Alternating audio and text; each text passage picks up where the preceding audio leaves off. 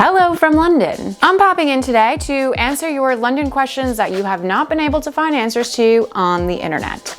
And if you're new here, I'm Jess. I'm the founder of Love and London, and I told everybody I wouldn't be in any more YouTube videos, and yet here we are. But let's get into it. By the way, these questions were submitted by our followers on the Love and London Instagram account and on YouTube.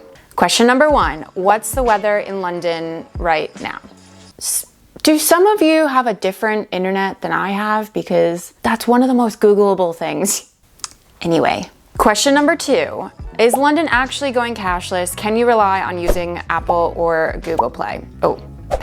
Google Pay. Yes, the city already is very much cashless. There's a lot of vendors that actually don't take cash at all, but also plenty that still do. You can definitely get away with being in this city with having basically no cash on you. If I do end up needing cash, I just go find a cash point. Google Pay and Apple Pay are very heavily used here by Londoners to pay for the tube, the bus, and shops and restaurants and everything. So most of us end up relying on that. Question number 3, is there just a place to sit and have tea, not afternoon tea, just tea? I mean, we are in the UK. Yes, you can have tea in so many different places. So basically any cafe / coffee shop, you're gonna absolutely be able to order a whole breadth of different types of teas. That is really easy. Just because it says coffee doesn't mean you can't have some tea. Also, in our afternoon tea comparison video, we do show you that there's like a mini version of afternoon tea if you don't want to do the whole thing, which is called cream tea. And that's basically when you order a tea and it'll come with just the scones, which I love a scone. So it's a very affordable, small option and great for like a snack in between your sightseeing if you don't want to do the whole massive thing. Question 4, what's the process for paying for a public restroom? It's super easy actually. Usually the public bathrooms that you do have to pay for cost like 50p. The nice thing too is that these days, most of them also have an option to pay by card. So even if you don't have cash or coins, then you're good to go. Or if they don't have that option, some of them even have a little cash point nearby. So you can either exchange cash that you have or pull out cash. So they make it really easy. They want your money, believe me. There's also lots of the major train stations that actually don't charge any money to use the toilets anymore, which is so great. So always pop into those. And if you have one of our either London itineraries or casual tourist guides, you get a toilet guide, which is part of the digital map that you get with your guide. Basically, we always tell you where there's a toilet nearby. Most of them will be ones you don't have to pay for, and we tell you about ones that you can like sneak into pretty easily as well. Don't worry, I got you covered. I always have to pee, so I know where all the best toilets are in this city. How do I pay for a child's tube fare? Okay, we do have a lot of information and articles and videos about this, but I will tell you. So basically, here's the deal with taking kids on the tube and paying for them. If your kids are under 11, they go for free. You do not have to pay for them. You also don't need any kind of card or anything for them. If you're taking them on the tube, what you do is you go through the wide gates, which you'll see every single barrier in every station, which you have to go through so that you pay for your tube ride. You can take up to 4 kids per adult with you through the barriers and no one's gonna question it. You're completely fine there. If you have kids who are 11 to 15 years old, you can get them a young visitor discount, which gets them 50% off of their travel for 2 weeks. The way you get that is you do need to buy an Oyster card, so that does cost £7. So if you're only in town for a couple of days, it's not really gonna be worth buying it. You might as well just have them use a regular card of yours. But once you get an Oyster card, go to basically any tube station, go over to a member of staff, make sure you have your kid with you, and ask them to put the young visitor discount onto the Oyster card, and then add credit if you need to, and then they're good to go. And they can use any of the barriers. They don't have to go through the wide ones, obviously. Kids who are 16 and over, they are full fare paying adults, so all of the ways to pay that you would as a regular adult applies to them. Oh, and then when you're taking kids on buses, it's pretty standard. No one's really gonna ask you like, how old is your child? Just kind of get on, tap your card, drag the kid on, and you're basically good to go. And then same deal with using the Oyster card. If they have the young visitor discount for children 11 to 15, they'll just tap it at the front of the bus. Can you explain the daily cap? How do I know if I've reached it? Okay, we're doing transport. Let's buckle up and do this. It can be a little confusing, the daily cap. We do explain it in this video if you want a comprehensive breakdown. But basically, London's tube map is split into 9 zones.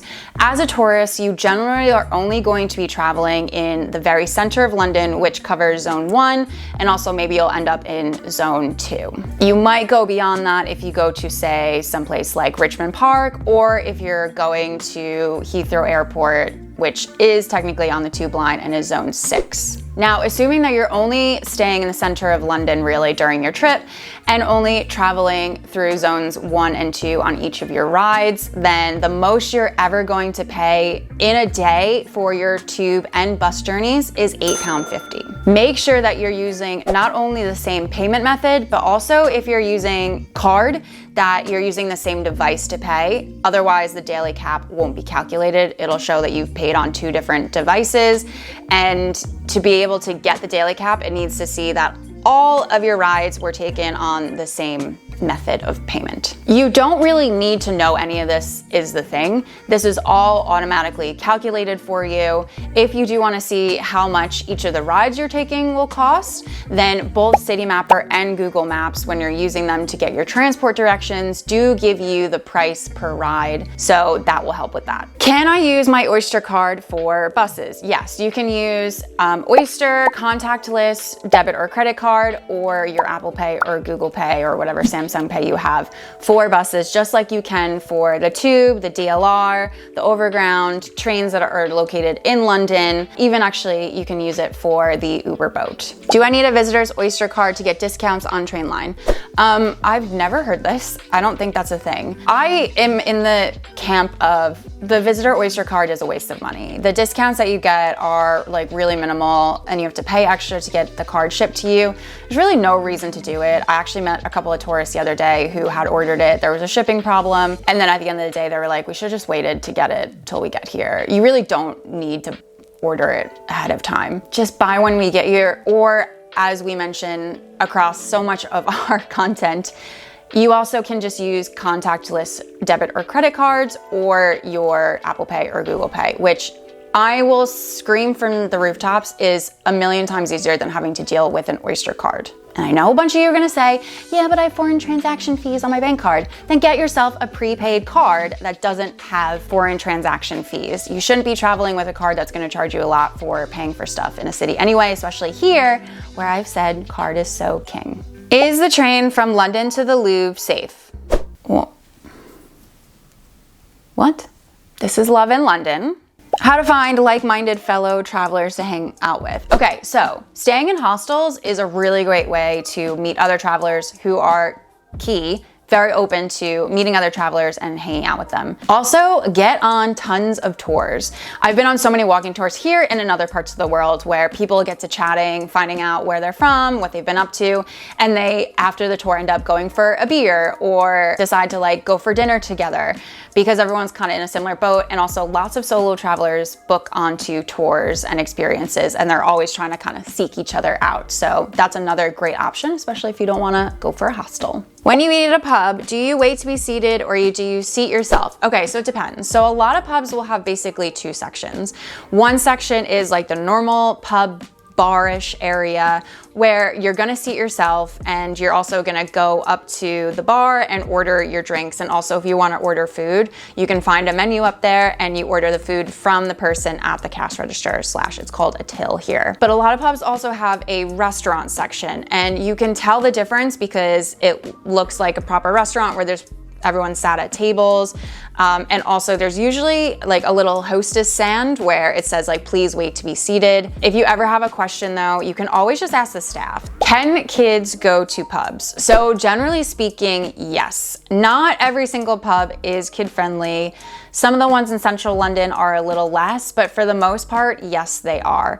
Is there a list of the best restaurants? Yes, it's in our London itineraries and our casual tourist guides. This one's basically, what are the vibes like in East London? They read it's not as elegant and cool as other areas.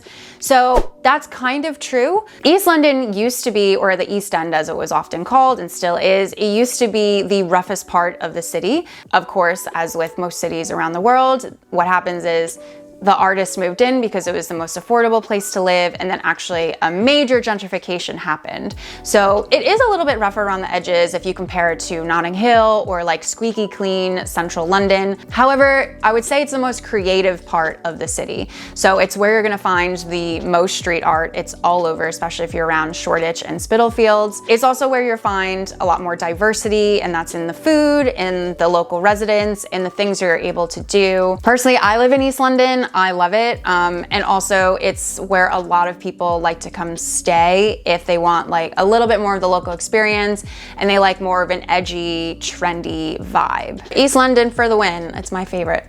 That's why I live here. By the way, if you do want to explore East London, we cover it in day 3 of our London itineraries and also in the Casual Tourist Guide to East London. Is there a 101 guide for Cardiff or Edinburgh? No, this channel is called Love in London. Is staying in Wandsworth a good idea? It's not a bad area. It's just there's nothing going on there. And that's coming from someone who used to live nearby there. And you're gonna end up just commuting to wherever you want to go on the train, which is fine. You're probably gonna find like a little bit better pricing for hotels, but it's just a bit boring. Also, we have a video that we talk about the best areas to stay while you're in London, so you can go watch that after this video. Cheapest seats in London. I mean, there's so many, and we do have a video, so go watch that. It's just easier than me trying to relay anything here. We also include lots of cheap eats in our guides. How far in advance should I book excursions and meals? So I'm always in the camp of book things as early as you can. A lot of stuff, especially tours and restaurant reservations, you can move them or cancel them pretty easily. So to make sure you get specific dates and times that you want, just try to book at least 4 weeks in advance. If you can't book that early, keep looking until you can actually book. And tours, there are lots of options that you can book last minute, but again, if you have specific stuff in mind and you want a certain time and a certain day to do it, just book it because you can always cancel it. Also, if you have our London itinerary, your itinerary comes with a bookings and tickets tracker, and in that we tell you very specifically which of our recommendations that you need to book in advance or make a reservation for in advance, and which things are totally okay to just walk in and which things you just literally don't need anything for. So we basically solve that question for you. Where to do laundry? There are some laundromats around the city. There's not loads. Honestly, your best bet is going to be to ask your hotel. They might have a service where they can do your laundry for you. If they don't, they should, if they're a good hotel, know where the nearest laundromat is, but I would generally advise you to try to not have to do laundry while you're here, or if you do, just make sure you stay in a hotel that you can just get them to do it for you, which is gonna cost you, but we love a bit of convenience. Things to do at night other than clubs. The theater is a great option. Take advantage of all the West End shows that we have here. We actually have a video about how to do the theater while you're in London, so you can go watch that. Also, we have lots of good restaurants that you can go to. Of course, there are lots of comedy shows that you can book into that will go until like 11 o'clock at night. We've covered the Top Secret Comedy Club a couple times. There's a few other ones that we recommend in our guides. Also, you can just walk around at night and have a look at like Westminster and Big Ben and the London Eye lit up. And we do have an article about some of the tours and experiences that we recommend to do at night. There's lots of different things. There's actually a really good one that is in this article, and you might have seen us cover it, where it's a VIP tour of the Tower of London where you get to see the ceremony of the keys. I think this is a great thing to do at night, especially if you have the kids with you, and you can go for a late dinner after. But basically, there is this ceremony that's happened every day for the last 700 years where they do the closing of the Tower of London, and it's a really special experience. Free photo souvenir near Big Ben, true. I'm thinking that you're talking about a video on Instagram we did a couple of weeks ago about Kristen Shy, who she like takes these photos and she prints them out onto a vintage newspaper for you. Technically they're free, but you're supposed to leave a donation, and you should be leaving like at least 15 pounds because that's very nice of her to do that, and it's a really cool experience. If you don't leave a donation, she won't say this, but I'll tell you, you're being a dick. What's your favorite place in London? I hate when people ask this. this city is so big. How could I choose like one area? The beauty of the city is that there's so many amazing things to do here that how could I ever choose? There's so many things that I love and so many things that so many people love about this city. So sorry, I can't choose, and that's how I'm gonna end it. Okay, thank you so much for watching. I hope you guys enjoyed it and hope that this is a bit helpful for your trip to London, and we'll see you in the next video. Bye.